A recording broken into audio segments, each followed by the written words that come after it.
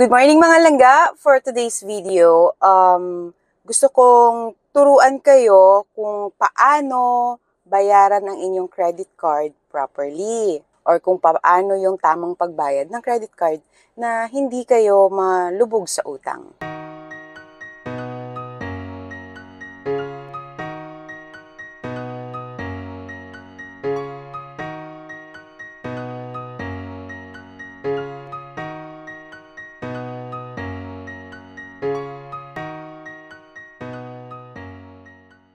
Yes, langga.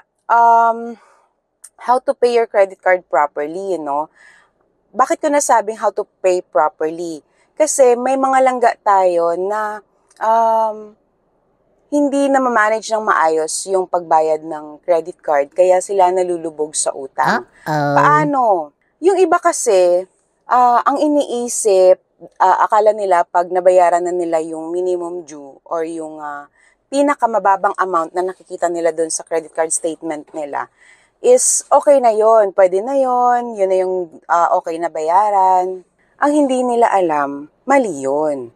Pwede yun if, kunwari, nagipit ka lang or talagang short ka ngayong buwan and bawi ka next month and if full pay mo siya next month, okay yun. Kasi syempre, hindi naman maiiwasan na nagigipit tayo, ganyan. Pero, if monthly mo siya ginagawa, yun ang mali mga langga.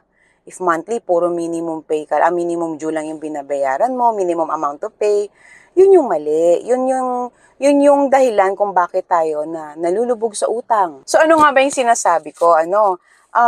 Let's make a reference mga langga itong statement of account ko. Kung makikita nyo, dalawa yung amount na pwedeng bayaran, isang total amount due, tsaka isang minimum amount due. Okay? So, since small amount yung minimum, since minimum nga siya, so ano bang dapat? Okay? Ang dapat po is i-disregard natin yung minimum amount due. Okay? Ang dapat nating bayaran or ang dapat na focus natin is yung amount due talaga, total amount due. Ibig sabihin, ito yung due mo for the month. Ito yung kailangan mong bayaran talaga. Ito yung ginastos mo previous month na kailangan mong bayaran ngayon. Okay? If naka-installment ka, makikita mo naman sa statement mo kung ano yung amount lang na dapat mong bayaran, anong amount, hindi siya yung full amount ng in-installment mo, no? Yung amount due, total amount due, okay? Bakit kailangan total amount due yung babayaran ko? Meron ngang minimum, mas favorable sa akin yung yung minimum amount kasi nga syempre minimum yun, doon tayo sa mababang bayarin, okay? So bakit kailangan full amount or yung total amount due yung kailangan kong bayaran? Kasi mga langga, ang computation ng charges is the finance charge and the late charge fee. Anong ibig sabihin nun? Yung late charge fee, mga langga, is kapag hindi ka talaga totally nakabayad. Okay?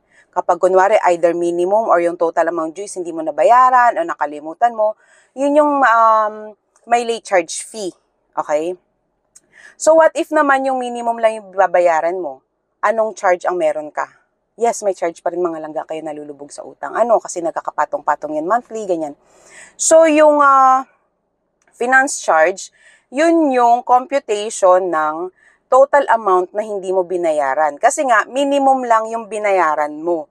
So, ang i-compute sa'yo ni bangko or ni credit card company is hindi na yung late charge fee. Okay? Yung i-compute na lang sa'yo is yung finance charge. Kung ano yung kulang na ang kulang dun sa amount na binayaran mo, yun yung kukomputan kung magkano yung magiging charge mo. So, let's make it clear mga langga. If yung binayaran mo is minimum lang, may charge ka pa rin na yung finance charge mo, which is yun nga, yung hindi mo binayaran ng buo. Kapag naman hindi ka totally nakabayad, dalawa yung magiging charge mo. Okay? Late charge fee, tsaka yung finance charge fee.